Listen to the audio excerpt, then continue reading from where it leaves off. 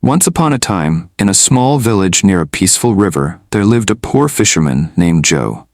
Joe had no family. He was an orphan, raised by the village's kindness, and he struggled every day to make a living. His life was hard, but Joe never complained. He worked day and night, trying his best to survive. Every morning, Joe would wake up early, grab his fishing rod, and head to the river. It was his daily routine. Some days, he would catch a lot of fish and make enough money to feed himself. Other days, though, he would sit in his small boat from morning until night, casting his net again and again, but catching nothing. Despite the emptiness in his basket, he never lost hope. Joe always believed that tomorrow would be better. If the fish didn't bite today, they surely would the next day. While sitting by the river, Joe would often pray. He would close his eyes, take a deep breath, and speak to God. "Please, God," he would say, "I am struggling so hard. I don't have much, but I am trying my best. Help me to be successful in my fishing. Guide me to a better life. Please, Lord, show me a way." One evening, as Joe sat quietly gazing at the flowing river and lost in thought, something unusual happened. A man appeared out of nowhere. He was dressed in old, tattered clothes and had a strange air about him. The man walked slowly toward Joe and sat beside him without saying a word at first. Joe looked at him curiously, but didn't say anything, unsure of who this stranger was. The man smiled and then spoke, his voice calm and smooth. "You've been sitting here for hours, staring at the water, but you're not finding what you seek, are you?" Joe nodded, feeling both confused and a little cautious. "No, I'm not. I've been trying so hard, but the fish don't seem to want to bite today." The man laughed softly. "I see. You are struggling, and I understand. But listen to me, young fisherman. I know how to solve your problem. I can help you catch all the fish you want. You will be rich, and you will never struggle again." Joe looked at him surprised. "How can you help me?" The man's eyes glittered as he leaned closer. "I am a native doctor, and I know powerful secrets. There is a way to gain great wealth and success, but you must be willing to do something. Group race, special for me." Joe's heart began to race. "What do you mean?" he asked, now feeling nervous. The man's voice lowered, almost a whisper. "I want you to come to my shrine tomorrow. There I will make a special sacrifice to the gods. All I ask is that you give up your manliness to my deity. Do this, and you will become the richest man in the village. No more struggling. The river will be full of fish just waiting for you." Joe's eyes widened in shock. He stood up quickly, shaking his head. "No, I can't do that. God forbid, I will never do such a thing. My manliness is mine, and I will use it for the purpose it came for, not for some strange ritual. No, I refuse. Please leave me alone." The man's face twisted with anger. He stood up as well, his voice growing harsh. "You fool, you are wasting your chance. If you turn away from this opportunity, you will always be poor. You'll never escape the life you're living. Think about it carefully." But Joe was firm. "I don't need your help. I trust in God. I will keep fishing the honest way, and I will make it, even if it takes a lifetime." The man glared at him one last time, his eyes burning with fury. Without saying another word, he turned and walked away, disappearing into the forest. Joe stood there, watching the man leave. His heart was still pounding from the strange encounter, but he felt a sense of peace wash over him. He had made the right decision. He would never trade his integrity for wealth. As the sun set over the river, Joe said another prayer, thanking God for giving him the strength to stand by his beliefs. "God, I trust in you. I know you will help me find my way." With renewed hope, Joe returned to his little boat, ready to try again the next day. Here's an enhanced and elaborated version of part 2 of your story, keeping it simple, engaging, and easy to follow.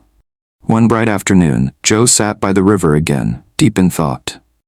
He had spent so many hours at the river over the years, hoping for a better life, but the journey to success was always hard. He prayed to God, his voice soft yet full of hope. "Lord, please don't let me make a mistake. I don't want to regret my decisions. I want genuine wealth, not something I will lose later. Please, God, I know you are always faithful, but please, make me rich. I trust in you." As Joe sat there, his thoughts drifting, something unexpected happened. Out of nowhere, a loud scream broke through the peaceful sounds of the river. A voice, full of fear and panic, cried out, "Help! Somebody! Help!" Joe's heart skipped a beat. He looked around quickly and saw an old woman struggling in the water. The current of the river was strong, and the woman was being carried away, her hands flailing as she desperately tried to keep herself afloat. Without thinking twice, Joe jumped to his feet. His heart raced as he dived into the river, swimming with all his strength towards the woman. The water was cold and powerful, but he pushed forward, determined to save her. As he reached the old woman, he could see the fear in her eyes, and she screamed louder for help. "Hold on," Joe shouted, his voice barely heard over the sound of the rushing water. He grabbed the woman with one arm, pulling her toward him. She clung to him tightly, still shaking and screaming in terror, but Joe kept his grip firm. Slowly but surely, he swam with all his might, struggling against the strong current. After what seemed like an eternity, he finally reached the riverbank. With great effort, he dragged the woman out of the water and onto solid ground. The woman collapsed on the riverbank, panting heavily, her body shaking with fear and cold. She looked up at Joe, her eyes filled with gratitude. "Oh, thank you. Thank you for saving my life," she cried, her voice filled with emotion. Joe felt relief wash over him, but he was also tired from the swim. He helped her sit up, offering her a comforting smile. "I'm just glad I was here to help," Joe said humbly. "Are you okay? You need to get dry and warm." The old woman nodded, still trembling. Joe gently helped her to her feet and offered her his hand. "I don't know who you are, but I'm happy to help," he said kindly. "Let me take you to my house. You need to rest and change your clothes." The old woman didn't protest. She was clearly grateful for Joe's kindness, even though she was still shaken by the experience. With Joe's support, she walked with him back to his small house near the river. Joe's house was simple and humble, but he was proud of it. It was all he had, and he took care of it as best he could. When they arrived, Joe invited the woman inside. "Please, make yourself at home. I don't have much, but you're welcome to stay here for as long as you need." He showed her to a small room where she could change out of her wet clothes. Joe quickly found a clean set of clothes for her to wear, offering them with a friendly smile. "Here, you can wear these. I'll also prepare some food for you." The woman nodded gratefully, still a little weak but clearly relieved. After she changed into dry clothes, Joe set out a simple meal for her. Some fish he had caught earlier in the day, a little bread, and a cup of water. The woman sat down at the small table, her eyes filled with thanks. "This is too much," she said softly, her voice still trembling. "I don't know how to repay you. You saved my life, and now you're feeding me and giving me shelter. You are so kind." Joe shrugged, not thinking much of it. "It's nothing," he said with a warm smile. "I just did what anyone would do." The old woman smiled back, her face lighting up. For the first time since the incident, she seemed calm and at peace. "You're not like most people, young man," she said thoughtfully. "You are full of kindness, and I can see that you have a good heart. Many people would have ignored my cries for help, but you didn't. I can never forget this." Joe smiled modestly, but his heart swelled with pride. He didn't do this for praise or recognition, but because it was the right thing to do. He wanted to help others, especially those who were struggling. As they ate and talked, the old woman felt more and more at ease in Joe's small home. Despite the humble surroundings, there was a warmth and comfort that made her feel welcome. Joe listened to her stories of her life, and she shared with him the wisdom she had gathered over the years. The two of them talked late into the night, finding comfort in each other's company. By the time the evening came to a close, the old woman was no longer frightened.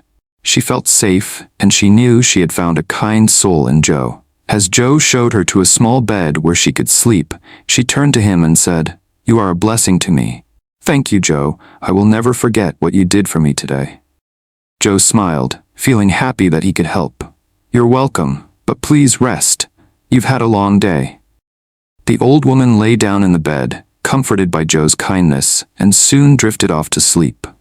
Joe sat by the window looking out at the river, thinking about the day's events. He had helped someone in need, and it made him feel good inside.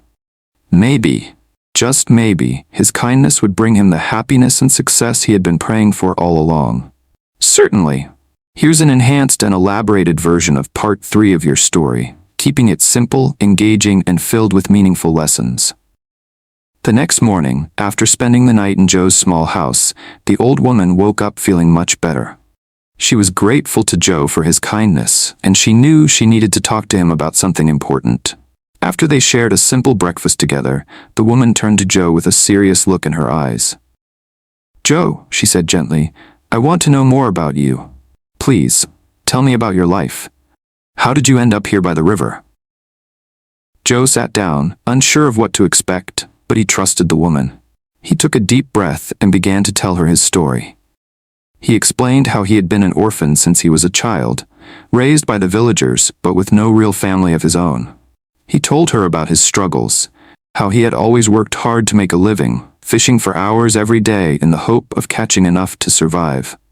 He shared his dreams of one day finding success, but also the many moments when he felt hopeless, staring at the water, unsure of what the future would hold. The old woman listened carefully, her heart softening with each word Joe spoke. She could see the kindness in his eyes and the sincerity in his words. She felt a deep sympathy for him. After a long pause, the woman finally spoke, revealing something she had kept hidden for a long time. "Joe, I have been listening to your story, and I want to tell you something about myself," the old woman began. "I am not just any woman. I am a billionaire. I have wealth beyond measure. But despite all this, I have no family, no husband, no children, no one to inherit my wealth when I am gone." Joe's eyes widened with surprise, not fully understanding what she was saying. The woman continued, her voice filled with sadness. "My driver knew about my situation," she said, her tone bitter. "He knew that I was alone, and one day he decided to take advantage of it. He pushed me into the river, hoping I would drown so that he could steal my money and my valuables. He thought he had succeeded, but he didn't know that I had already secured everything in the court. I had made sure that everything I owned would be protected, no matter what happened to me." Joe was shocked, unable to believe what he was hearing. The old woman continued, her eyes looking deeply into Joe's. "I have no one to leave my wealth to," she said, her voice trembling. "But after everything you did for me, I want to offer you something, Joe. I want you to be my adopted son. I want you to inherit my wealth when I am gone." Joe sat in stunned silence for a moment. He couldn't believe what he was hearing. He had only known this woman for a short time, but her kindness had touched his heart. The offer seemed impossible. He never imagined that a day would come when someone would want him to inherit such wealth. Without a second thought, Joe stood up, his heart full of gratitude. "Yes," Joe said, his voice filled with emotion. "Yes, I will be your son. I will accept your offer. I will do everything to make you proud." The old woman smiled warmly, her eyes shining with approval. "I knew you were the right person," she said. "From today, you are my son, and I will make sure that you have everything you need to live a life of success and happiness." The woman took Joe by the hand and led him to her mansion. Joe was in awe as he stepped into the grand mansion. It was bigger and more beautiful than anything he had ever seen. The walls were adorned with magnificent artwork, and the furniture was luxurious. He could hardly believe that this was now his home. Joe knelt down, overwhelmed with emotion, and thanked the old woman for everything. "Thank you for coming into my life," he said, his voice full of gratitude. "I will never forget what you've done for me." From that day on, Joe's life changed completely. He became incredibly wealthy, just as the woman had promised. He drove flashy cars, wore fine clothes, and lived in the grand mansion with his new mother. But despite all the wealth, Joe remained humble and kind. He never forgot the hard days by the river, and he always remembered the importance of hard work, honesty, and kindness. Joe and the old woman lived happily together for many years. They shared many special moments, and the mansion became a place of warmth and love. Joe knew that his life had taken a turn for the better, not because of the wealth he had gained, but because of the love and kindness he had found. Moral of the story: the story of Joe teaches us that kindness and integrity are more valuable than wealth. Joe's life didn't change overnight because of money, but because of his genuine goodness. No matter how difficult life gets, staying true to your values and helping others can lead to unexpected blessings. Joe's journey reminds us that sometimes the right heart and the right actions bring more than we can ever imagine. Thank you so much for watching and reading. I hope you enjoyed the story. If you liked it, please don't forget to subscribe to my channel and stay tuned for more exciting tales. Your support means the world to me, and I can't wait to share more with you. Stay kind, stay hopeful, and remember that good things come to those who believe in the power of goodness. See you in the next story.